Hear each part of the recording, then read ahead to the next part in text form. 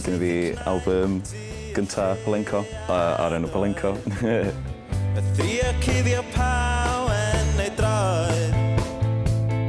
Recordio bob dim yn tŷ Lly'r Pari. Mae gyda fo studio wedi setio fan hyn ar rwan yn Melin y Coed, jyst tu allan i'r Llanrwst.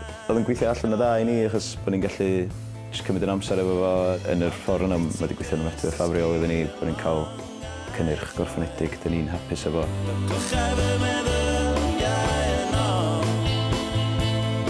Mae lot o just bits, oedd Llyr sgwennu bits o ni di sgwennu a trio dod yn nhw'n hyd, rili. Oedd hynna mwy jyst achos bod ni wedi symud ymlaen o brosiectau eraill a bod gennym ni jyst y pethau mae'n hongian rownd mwyn am byd, so mae wedi digwydd yn eitha naturiol fel la, ond dwi'n meddwl efo'r recordio nesaf rhyw bethau, da ni'n bwriadu mynd i jamio mwy, da ni'n gwneud dipyn mwy o hynna rwan.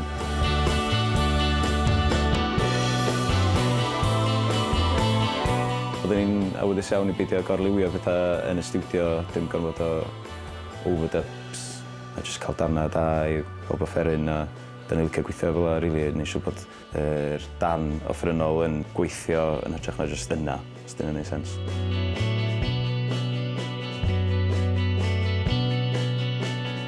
So nath ni chwarae yn Green Man, Lenny, tro cyntaf oedden ni chwarae.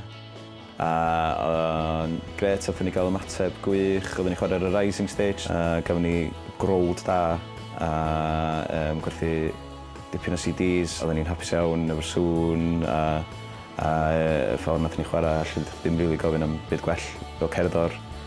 So, ie, dim ond un o'r gigs gorau ni hyd yn un o'r Green Man.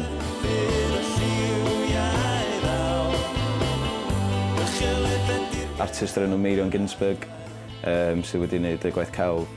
O'n i'n tyrchu drwy wefan o, a nes i weld y llun cwch gwag dyn nhw fo.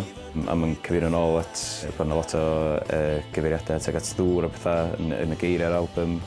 A pan nes i weld llun yna, o'n i'n meddwl, mae rai fi gael hwnna. So, nes i gysylltu efo fo ac oedd o ddigon hapus i